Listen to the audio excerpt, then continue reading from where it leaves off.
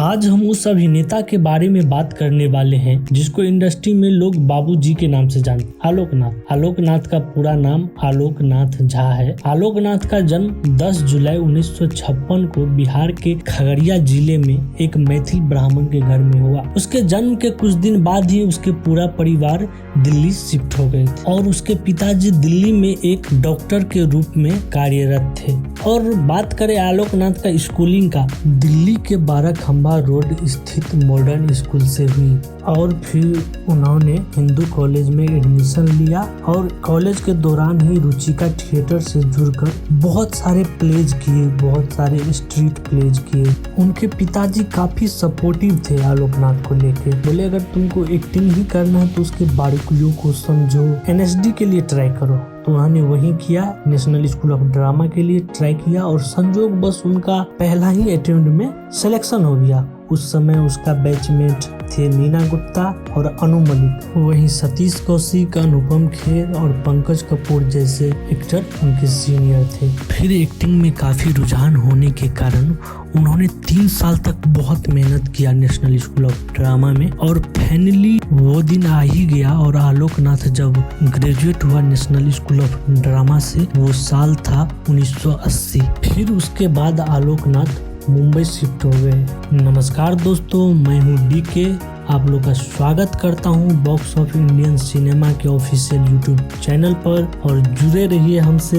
मैं आज आप लोगों को आलोकनाथ से जुड़ी हुई ऐसी बातें बताऊंगा जो शायद ही आप लोगों को पता होगा। कैसे खुद की ही पत्नी की दोस्त आगे चलकर आलोकनाथ पे मीटू का आरोप लगाई, क्यों आलोकनाथ को मीटू में आना सिंघम स्टार अजय देवगन के लिए बना बवाल, सारा कुछ आप लोगों के बीच साझा करूंगा। तो चलिए शुरू करते हैं। बात है साल 1980 की। मुंबई में एक ऑडिशन ऑर्गेनाइज की थी उस समय की जानी मानी कास्टिंग डायरेक्टर डॉली ठाकुर ने। वो फिल्म थी गांधी। उस फिल्म में काफी लोगों ने ऑडिशन दिया लेकिन सिलेक्शन हुआ सिर्फ आलोकनाथ का। और ये कोई बाबूजी वाला रोल नहीं था।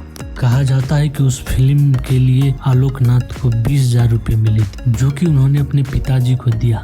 उसके पिताजी बहुत खुश हुए और बोले वाह, तूने बहुत अच्छा प्रोफेशन ज्वाइन किया, क्योंकि उस टाइम उसके पिताजी का सालाना इनकम मात्र 10,000 रुपये था। और उस फिल्म में नीना गुप्ता ने भी काम किया था। कहा जाता है कि आलोकनाथ और नीना गुप्ता अपने कॉलेज डे से ही रिलेशन में थे। सारांश, मसाल, आज की आवाज, उसमें आलोकनाथ छोटे मोटे रोल कर चुके थे लेकिन उसको पहचान अभी तक नहीं मिली थी। पहचान मिली भी तो छोटे पर्दे से। रमेश सिप्पी एक सीरियल बना रहे थे बुनियाद, उसमें लीड कैरेक्टर के लिए उनको चूज किया गया, जो कैरेक्टर था हवेली राम का, जो लोगों को बहुत पसंद आया। बुनियाद के सेट पे ही आलोकनाथ एक एक्ट्रेस से मिली जो सीरियल की एक्ट्रेस थी अनीता कंवर से शूटिंग के दौरान उसको प्यार हुआ और आलोकनाथ उनसे शादी कर लिया। हालांकि उस सीरियल में नीना गुप्ता भी काम कर रही थी लेकिन ऐसा कहा जाता है कि तब तक वो एक दूसरे से अलग हो चुके थे। इसी सीरियल ने आलोकनाथ को जाना माना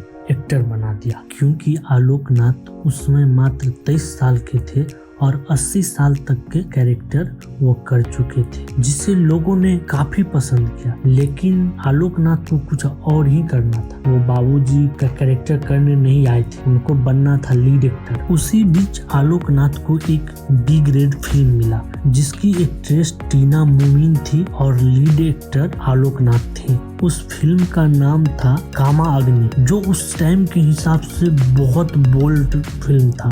और वो फिल्म रिलीज होने के बाद बहुत बुरी तरह से बॉक्स ऑफिस पे फ्लॉप हो गया और इसी के साथ आलोकनाथ का लीड एक्टर बनने का सपना अधूरा ही रह गया। फिर आलोकनाथ को एक बहुत ही अच्छी फिल्म ऑफर हुई जिससे इंडस्ट्री का एक सुपरस्टार डेब्यू करने वाले थे, आमिर खान। वो फिल्म थी कयामत से कयामत तक। उसी फिल्म में आलोकनाथ को बाबूजी वाला कैरेक्टर मिला जिसको आलोकनाथ ने साइन की और ये फिल्म बॉक्स ऑफिस पर बहुत बड़ी सुपरहिट साबित हुई। और साल 1989 में एक और superstar as a lead hero debut करने जा रहे थे, फिल्म मैंने प्यार किया। उसमें भी आलोकनाथ को बाबूजी का किरदार मिला जिसमें एक अहम रोल निभाया। ये एक ऐसा अच्छा किरदार था जिसको आलोकनाथ ने बखूबी निभाया। लेकिन आलोकनाथ सीमित नहीं रहना चाहते थे कि बाबूजी यही कैरेक्टर नहीं करना चाहते थे। इसी दौरान उन्होंने निगेटिव कैरेक्टर भी ट्राई किया। साल 1990 में फिल्म आए षड्यंत्र,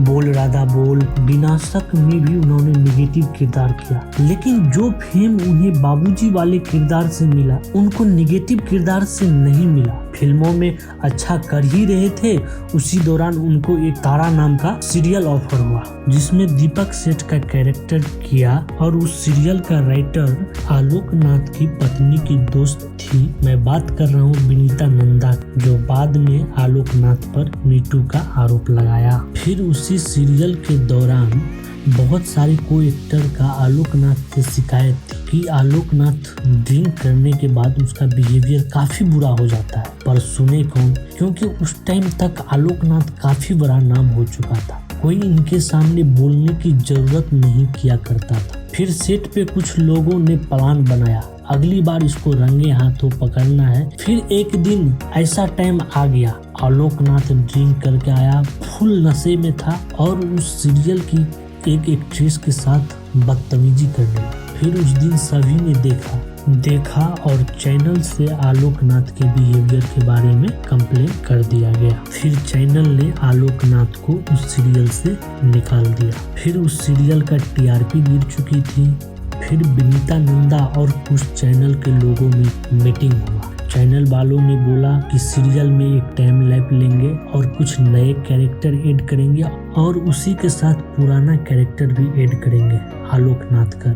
ये सुनकर वो एक्ट्रेस जिसके साथ आलोकनाथ ड्रिंक करके बदतमीजी किया था, ये सुनने के बाद वो एकदम से काम करने को तैयार ही नहीं थी। फिर आलोकनाथ तो इस सीरियल से नहीं निकला, लेकिन वो एक्ट्रेस को निकलना पड़ा जो अच्छा कर रही थी अपने लाइफ में। फिर कुछ टाइम बाद आलोकनाथ और विनीता नंदा का भी रिलेशन खराब हो चुका था। आलोकनाथ के कंप्लेन के वजह से ही विनीता नंदा का और जो सीरियल चल रहा था उसको चैनल ने कैंसिल कर दिया। लेकिन स्टिल विनीता और आलोक की वाइफ की दोस्ती अभी भी बरकरार थी।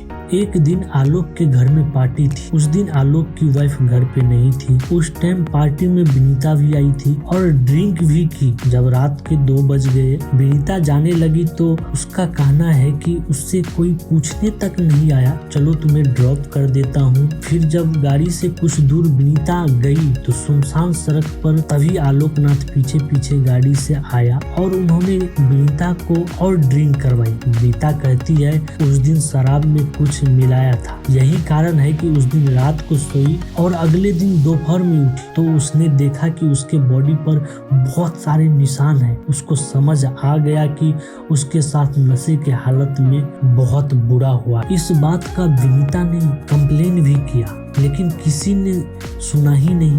इनफैक्ट एक टाइम बाद ऐसा हो गया था कि विनीता को काम मिलना बंद हो गया था। यही कारण है कि विनीता नंदा अपने लाइफ का एक गंदा पल मानकर बुलाना शुरू कर दिया था। जब इंडस्ट्री में आलोकनाथ के वजह से बहुत सारी लड़कियां काम करना छोड़ रही थी, उसी टाइम में आलोकनाथ फुल बिजी चल रहा था, चाहे टीवी हो या फिल्म हो। इस दौरान आलोकनाथ हमें नजर आया फिल्म 16 और शबनम में, विश्व आत्मा में और दीवाना जैसे सुपरहिट फिल्म में। फिर उसके बाद साल 1994 में आलोकनाथ को एक ऐसा फिल्म मिला जिसको देखकर लोगों ने ऑफिशियल बाबूजी मानने लगे। था तो एक कैरेक्टर रोल ही, लेकिन कैरेक्टर इतना दमदार था कि उस कैरेक्टर के ऊपर एक गाना भी पिक्चराइज किया गया था और उसका भी लव ट्रायंगल था। वो कैरेक्टर था कैलाश नाथ का। फिल्म हम आपके है कौन ने बॉक्स ऑफिस के सारे रिकॉर्ड तोड़ दिए थे। ये फिल्म सिनेमा घरों में 1 साल तक चला। लोगों के बीच में एक आदर्श बाबूजी आ चुके थे। जी हाँ, आलोकनाथ के रूप में। आलोकनाथ का टीवी और इंडस्ट्री में बहुत ही अच्छा लिंक हो चुका था, स्पेशली राजश्री प्रोडक्शन। उसके हर एक फिल्म में आलोकनाथ को एक न एक रोल मिलता ही, चाहे फिल्म हम साथ साथ है या विवाह फिल्म हो। फिल्म हम साथ साथ है की बात हो रही है तो वहाँ भी आलोकनाथ एक कॉस्ट्यूम डिजाइनर असिस्टेंट के साथ बदतमीजी किया था। जब वो डिजाइनर कॉस्ट्यूम देने गई तो उस टाइम आलोकनाथ नशे में था और डिजाइनर को पकड़ने की कोशिश करने लगा। डिजाइनर जैसे तैसे वहां से भागी। एक बार को डिजाइनर को लगा कि सूरज बरजातिया से इस चीजों का शिकायत करना चाहिए, लेकिन उसकी हिम्मत नहीं, क्योंकि उस टाइम आलोकनाथ बहुत बड़ी पर्सनैलिटी था और बरजातिया से उनका बहुत अच्छा बॉन्डिंग था। इसलिए कॉस्ट्यूम डिजाइनर चुप रहना ही बेटर समझा। परदेश, ताल, एक के बाद एक फिल्मों से आलोकनाथ अच्छी खासी परफॉर्मेंस दे रहे थे और वो एक्टर में से थे जो टाइपकास्ट होने के बावजूद भी सक्सेसफुल हो रहे थे। यही कि टाइपकास्ट होना उनके लिए लकी साबित हुआ। लोगों ने उनको बाबूजी का उपाधि दे दिया था और इंडियन सिनेमा में कोई ऐसा फिल्म या सीरियल नहीं होता था जिसमें बाबूजी का कैरेक्टर न हो, चाहे वो छोटा पर्दा हो या चाहे बड़ा पर्दा हो, दोनों में हिट चल रहे थे आलोकनाथ। और आलोकनाथ का पिताजी वाला कैरेक्टर बहुत पॉपुलर हो चुका था उस टाइम। उन्होंने अपने इंटरव्यू में बताया कि चाहे जैकी श्रॉफ हो या अनिल कपूर हो, उससे उम्र में काफी बड़े एक्टर है, उन्होंने उनके भी पिता का कैरेक्टर निभा चुका था। साल 2014 आते आते आलोकनाथ इस तरह से पॉपुलर हो गए थे जैसे कोई फिल्म स्टार हो। ये वो टाइम था जब इंटरनेट का दौर पीक पे था, सोशल मीडिया साइट बहुत पॉपुलर हो रही थी, मीम आने शुरू हुए थे। इसी दौरान आलोकनाथ पे एक इतना सारा मीम बना जो बहुत वायरल हुआ करता था कि वो बहुत पॉपुलर हो गए। आलोकनाथ भी इस मीम्स को पॉजिटिवली ही लिया। आलोकनाथ ने कहा, इस मीम ने मुझे पॉपुलैरिटी ही दिया है, मुझे इससे कोई दिक्कत नहीं। फिर आलोकनाथ एक शो भी लेकर आया संस्कारी नाम से, जिसमें वो कूल और मॉडर्न पिताजी बनने का चाह रखते थे। फिर उनका एक रैप सॉन्ग भी आया 2015 में। फिर आलोकनाथ को एकता कपूर ने एक फिल्म ऑफर किया, क्या सुपर कूल है हम। उसमें तुषार कपूर के पिता का कैरेक्टर था। वो उस पिता का कैरेक्टर ऐसा था कि वो डबल मीनिंग जोक करता है, वो डबल मीनिंग पर्सनैलिटी का आदमी था। तो आलोकनाथ ने वो डायरेक्ट मना किया, नहीं, मेरा इंडियन ऑडियंस में एक अच्छा इमेज है, एक संस्कारी बाबूजी का इमेज है, तो मैं ये फिल्म नहीं करूंगा। और उन्होंने एकता कपूर को डायरेक्ट मना कर दिया। संस्कारी कहे जाने वाला आलोकनाथ तब सबको चौंका दिया जब इंडस्ट्री में मीटू मोमेंट आया 2018 में। तनुश्री दत्ता ने नाना पाटेकर का नाम लिया और उसी दौरान बॉलीवुड के कई सारे एक्टरों पर मीटू का आरोप लगा था, जैसे कि रजित कपूर, डायरेक्टर विकास बहल, साजिद खान, इन सब का मीटू में नाम आया। और वो लोग उस टाइम जितने भी प्रोजेक्ट कर रहे थे, उस टाइम इंस्टेंटली सभी प्रोजेक्ट को बंद कर दिया गया। वो लोग इसी दौरान आलोकनाथ का भी मीटू में नाम आया। ये बहुत शॉकिंग बात, क्योंकि हमारी इंडियन सिनेमा का ऑडियंस इनको संस्कारी बाबूजी मानती थी। जब विनीता नंदा ने आलोकनाथ पे सेक्सुअल हैरासमेंट का आरोप लगाया, उसके साथ नवनीत निशान का भी नाम आया। साथ ही एक्ट्रेस संध्या मृदुल ने भी आलोकनाथ पे एक इंसिडेंट शेयर किया। एक शॉर्ट फिल्म में आलोकनाथ का बेटी का कैरेक्टर कर रही थी। इसी दौरान आलोकनाथ पीने के बाद उसके साथ बदतमीजी की थी। संध्या इतनी डर गई थी कि संध्या पूरी शूटिंग के दौरान वो अपने हेयर ड्रेसर के साथ ही सोती थी। बात यही खत्म नहीं होता, एक दीपिका अमीन एक्ट्रेस है, उसने भी एक इंसिडेंट शेयर किया आलोकनाथ का, उसके साथ बदतमीजी किया। जब दीपिका कंप्लेन की तो आलोक को कुछ बोलने के बजाय वहां का प्रोडक्शन वाला दीपिका को बोलते थे कि तुम अपने रूम में जाओ, तुम अपने रूम में जाओ। बात करें उस कॉस्ट्यूम डिजाइनर का जो हम साथ आए के सेट पे जिसके साथ आलोकनाथ ने बदतमीजी किया था, उसने भी ये इंसिडेंट शेयर किया था मीटू के दौरान। एनएसडी में जूनियर रह चुकी हिमानी शिवपुरी ने भी आलोकनाथ पे आरोप लगाया था। जहां तक एक तरफ आलोकनाथ पे एक के बाद एक आरोप लगाया जा रहा था, तभी आलोकनाथ का इस पे रिएक्शन आता है और आलोकनाथ कहते हैं कि जितने भी लोग मेरे बारे में बोल रहे हैं सब के सब झूठे हैं, सब झूठी आरोप लगा रहे हैं। और रही बात विनीता नंदा का, तो विनीता नंदा भी झूठी आरोप लगा रही है, वो मेरे से एक तरफा प्यार का बदला ले रही है। और आलोकनाथ का मीटू में नाम आने के बाद वो उसी दौरान एक फिल्म शूट कर रहे थे, उस फिल्म में जज का रोल कर रहे थे और वो फिल्म मीटू पे ही बन रहा था। तो मीटू में नाम आने के बाद उस फिल्म को कोई डिस्ट्रीब्यूटर नहीं मिला, तो फिल्म बीच में ही बंद हो गई। उसी टाइम एक अजय देवगन का फिल्म आया था दे दे प्यार दे, जिसमें आलोक नाथ भी थे।